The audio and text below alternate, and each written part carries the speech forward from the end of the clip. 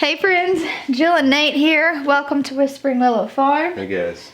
Nathan's making his coffee. I just got done, and man, our local dairy down the road has been where she hasn't been able to sell milk for, gosh, a couple months now. And so I've just had to, settle with the old whole milk from the grocery store. Well, I got cream this morning in my coffee, and I'm telling you, it is worth every extra pound I'm gonna put on. Like, there is something. Where'd you get the cream? I bought cream, but try it. Like, there is something about fresh. You can't deny it. I actually bought the cream because I wanted to make butter. And so that's going to be something we try our hands at later this week. You guys will come and help me with that. We'll see. I'm trying to pick out the perfect coffee mug. I know, it's hard. When you've got all these beautiful... Look, do that blue one. That's one of my favorites. Old Dog doesn't even make that anymore. But we've got a green one and a blue one. And it's... I need a Jethro cup. You need a big one. A big cup. Okay. So we got to rotate every once in a while. We got to bring our old stuff back in. Yeah, I'm trying to bring one out of retirement here. Here we go. Alright, so today's vlog, we're going to take you guys around, kind of show you a day in the life. I'm going to be talking through like what a typical day looks like for me. If you run a farm or a homestead, you know that plans change quickly. And so I got to make a loose plan, but I don't ever really hold to that. This morning I got up early, I shipped out orders, I worked on bookkeeping, took the kids to school, and now I'm coming home. Nate's here. That always kind of varies whether he's working for home or he has to go out of the house for work today. So he's going to help me do chores. But a long time ago, like probably last summer, I did this video. I'll try to find it and link it, like 18 random facts about Jill or something. And I thought that would be fun as we're hanging out today, doing certain chores, doing certain things. If I put you kind of on the spot and like randomly ask you questions to let our audience get to know you a little better. This is what I wake up to. Hey, I'm gonna put you on the spot today. That's okay. It keeps you young, right? You don't have to be picking any more gray hairs if I do this. My goodness. But I think it'd be cool because I've like shared a lot with you guys. I feel like, not that Nathan hasn't, but he's not in front of the camera as much as I am. And that's something that's changing. Like, you're getting a lot more comfortable being in front of the camera. We're doing a lot of vlogs together now. So this will just be a way for our audience to get to know you a little bit better. It's definitely not going to be 18. It'll probably just be a few random facts so you guys can know Nathan a little bit better. Hold on to your seats. Oh Lord. All right, well, it is a beautiful day. So first up, I'm gonna go open up the greenhouse door. It's gonna be 75 today. We do have our heater set on a timer where it automatically kicks it off and kicks it on if a temperature goes above or below a certain degrees. But I don't have a fan in there right now, and so it's still getting just super, super hot. So we're gonna go open up the door. Another thing too I wanted to show y'all before we headed outside, I just did this vlog on here talking about starting stuff inside, and I have got an entire tray here of little sprouts. In like 2 days? In 2 days. So these kind of look like kale, so it's probably the kale one, I don't know, but I was super encouraged by that. Isn't that cool? It is. Okay. Yeah, I can see lots of different uses for this thing. Yeah, I can too. Oh look, see, seeds are starting to germinate. Happy birthday, seeds. Happy birthday. We need like one of those little blow thingies. Like. All right, Nate. I got the first question coming at you hot. Okay. Where were you born and raised? Born and raised? Yeah, like tell us like your background. So I was actually born in Russellville, Arkansas. Okay. My parents moved from California to Russellville to be closer to family, but then when I was young, we moved to Mississippi. And so I grew up my early childhood in central Mississippi. And then when did you move to Arkansas again? We moved to Arkansas in 95. I was 13, 14, something like that. And then went to school in Conway, Arkansas. Been here ever since. Been here ever since. It's where I met the love of my life. Oh, all right. That was little fun fact number 1. All right, I'm gonna head out to the greenhouse. You can finish your coffee. Nathan likes to just scope the farm and drink his coffee. Yeah, this is like my window to the farm. Yeah. All right, well, I'll see you in a second. All right. Let's see how warm it is in here. Oh, it's 70. I'm gonna go ahead and kick the door open.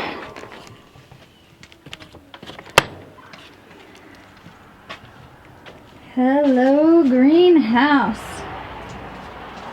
So let's see. Definitely need to water some things. More sweet peas. Oh, got a little lavender baby popping up. We did put a heat mat in here. These are our tomatoes and our peppers. So we plopped a big old heat mat on there. Starting to see some bachelor buttons pop up. A lot of Dusty Miller. I need to transplant some of this stuff back here. That's our cabbage. I'm going to transplant that into our Bootstrap Farmer trays. Starting to see some germination. I think I just had I kept these too wet. I'm actually going to drain some water off of here. That is a common seed starting issue, is overwatering, and you end up getting like mold and your stuff just stays too wet and saturated. And sometimes I find that I struggle with that. I'm so worried, especially in a greenhouse, and this greenhouse gets really hot. I was really just worried that they were gonna get too hot and all dry out, and so I've been over watering, which is just something you shouldn't do. Just being a little fearful, but I don't think I'm going to water these at all today and just let them really dry out and then get on to watering them every couple days. But I'm going to go ahead and leave the door open. That way it doesn't get just too hot in here.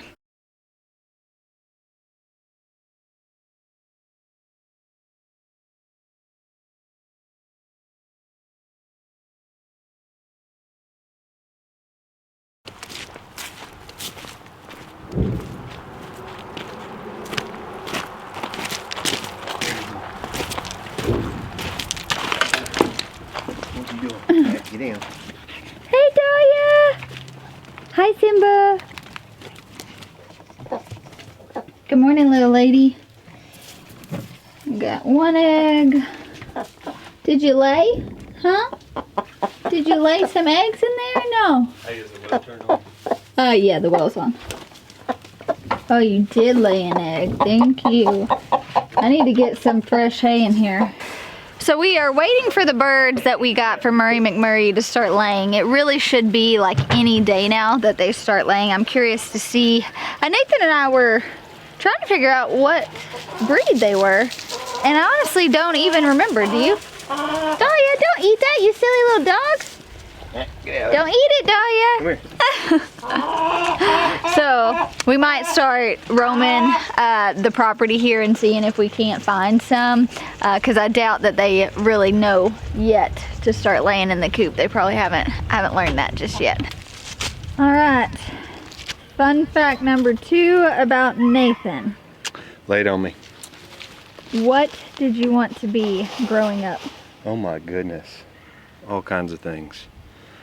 To be honest with you, I wanted to be a police officer. Really? Yeah. Okay. And I almost joined the military several times. Yeah, I knew that. I don't know. I've had so many different jobs, I think, that have kind of molded me. And I found what I wanted to do, and ultimately I love sales, you know. Yeah. I just love talking to people, but you know, just depends on what age I was, but I really wanted to be a police officer, state trooper. So I have a problem speeding though, so might have not worked out. Might have not worked out, Yeah. right? So that's funny. All right, fun fact number 2. We got 3 more. All right. Let's go feed the piggies first. We've been trying to let Dahlia come out with us to feed animals, just to get her used to all the animals and used to the farm, and she loves it. Dahlia, what do you think about those piggies? What do you think about those piggies, huh? Time to get a different scoop. Hey, sweet girl. Hey, sweet girl. You're a good girl, aren't you? Yeah. Hey. You're already foaming at the mouth. You already ready? You ready for breakfast? Yeah. It's coming. It's coming. Dahlia, yeah.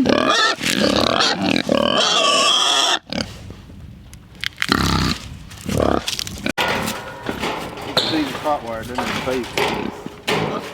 Come here, Dahlia. Stay back here with me. See how they almost triple? They do, yeah. Every time. I just poured you some food.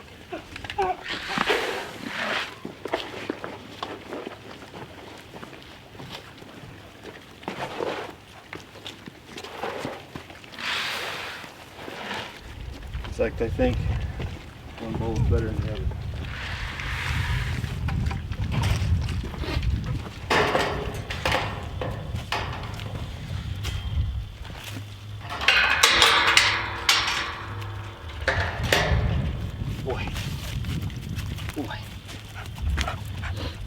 All right, next question.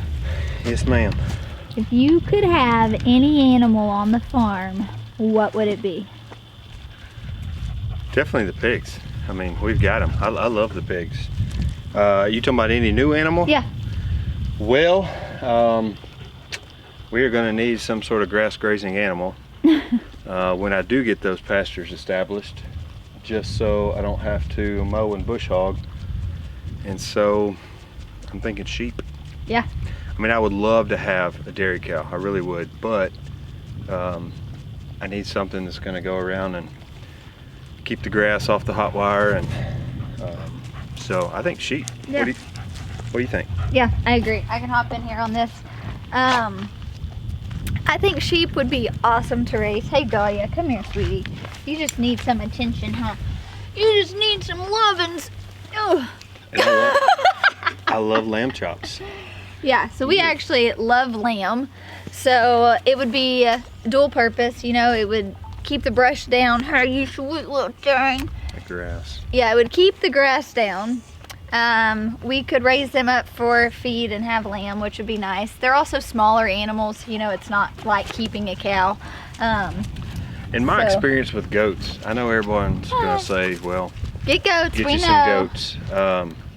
I don't like the temperament of goats, and every time I've been around sheep, they just seem to be more mild, don't bull rush you. Yeah. Like, I don't know. Yeah. I just don't have good experience with goats. So. Yeah. Nathan's not a big goat lover, but I would if we could raise them to eat them, but Mommy won't let me eat them, so. get out of here. All right, we're gonna head back up here. I am working on painting the door.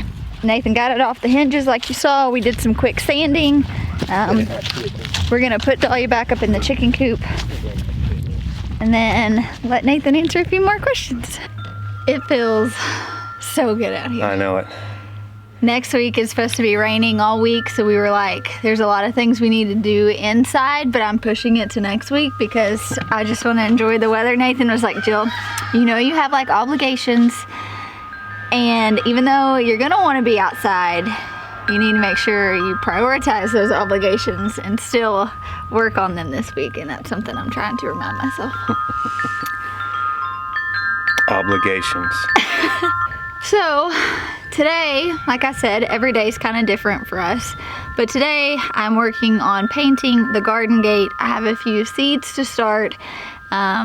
We're meeting with someone about some amendments for our farm, and really just this week a big focus was cleaning up the farm. We are using Ben Hartman's the Lean Farm approach on our farm, and I do think it's gonna be, I'm excited. I'm super excited, and with that we're utilizing this beautiful sunshine and just trying to get the farm cleaned up. So the greenhouse on the hill I was originally going to use for a drying shed.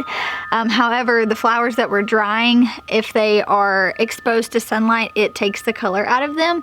So instead we're going to make that a tool shed. So that's on my list this week, is to clean that out, put all the hay and the compost so our tools will go in there, our irrigation, our harvesting buckets, our landscape fabric, our row cover, our pipe, like everything we need that is a tool on the farm will go up there. That's a she shed. That's a she shed. We do have some improvements to do. Some of the plastic on the side has disintegrated from the sun. So we have a few materials we need to buy, but essentially You're going to hear me talk about this a lot more in a lot of different ways, but what Ben Hartman, the lean farm, it's like a Japanese practice, muda, I'm not sure, it's spelled M-U-D-A. And the idea is to get rid of anything that does not add value. And that's really what Ben Hartman talks about is if tools don't add value, if things don't add value to your farm and they're not making your farming efficient, get rid of them. Why do you need them? Don't collect junk. And hi, I'm Jill and I'm a junk collector. Hi, I'm Nathan and I'm making sure and doing all my chores so she didn't get rid of me. So. Stop. And I do think there's something so whimsical about coming out into a garden and you've got wind chimes going and so there will always be that. There will always be beauty in the garden, but we have a lot of tools that are half broken and it's we're never gonna fix those, and you literally spend 30 minutes walking around the farm and trying to find something when it needs to have a designated space. And so those are things that we're trying to do, is put those systems on our farm that's gonna make our jobs easier and more efficient and more productive. And the time that we're spending looking for stuff, that's time we could be planting or harvesting or something like that. And so we're real excited about that. So that's what we're doing a lot of this week, cleaning up around the farm, spring cleaning, if you will. That's right. So the last question I wanted to ask you to kind of let our viewers get to know you a little better is, what is one thing you could tell them that they would not already know about you? And that could really be anything, something you collect, some secret hobby you have, some passion, or really, hobby. I don't know. My secret hobby that I couldn't keep a secret very long was collecting pottery. Goodness. Just love being put on the spot here. Yeah. I don't know. I've got two that come to mind. Okay, well, what are they? So, material thing, I guess, that I love. I love collecting guns. Mm-hmm. I love guns. Like Jill loves plants. And so... can never have too many of them. Never have too many. I think something I get asked a lot is, when did you become a Christ follower? And, that's good. I didn't grow up in church. We went on occasion. It just depends on how old I was, but I didn't grow up in church, so I didn't really understand what that meant. And so I didn't commit my life to Christ until I was in my early 30s, which was only a few years ago. I know. I actually knew Nathan when he became a Christ follower, and we were married when he got baptized, which was a really sweet moment. We were early on in marriage, and really being able to walk through that with you has been really cool. Things that I grew up knowing about the Bible, or maybe even stories in the Bible, I'll mention to Nathan, he's like, hold up a second, what? Yeah. I don't remember hearing about that. Yeah, it's so it's a new journey. Yeah. So I still struggle. I'm still a sinner, still not perfect by any means, but I can definitely tell that Jesus has changed my heart. Still have a little bit of a temper, but the little things don't bother me as much these days, and that's something I get asked a lot. I try to reflect in my behavior, that I'm a Christ follower. I want people to know that, and sometimes I get asked, how long you been a Christ follower? And I'm like, well, I'm pretty new. Yeah. So that's good. That's a good little fun fact. I'm glad you shared that. All right, we gotta get busy. Thanks for hanging out with us. Hopefully you get to know Nathan a little bit better, know his favorite thing to collect, where he was raised, where he came from, some animals he aspires to have on the farm one day, and yeah, when he became a believer. So that's good information. If you got any other questions, just ask. Yeah, if you have any other questions, I'd like to do a whole vlog on I think mine was 18 things, 18 random facts about Jill. We should do this summer 18 random facts about Nathan. I'll write them out and give you time to I was about to say, I'm not really good at I'm not gonna put you on the spot. being spontaneous and coming up with answers. So Yeah. All right, guys. Well, thanks so much for hanging out with us. Hopefully you're enjoying those wind chimes as much as we are. We'll talk to you soon. all right, bye guys.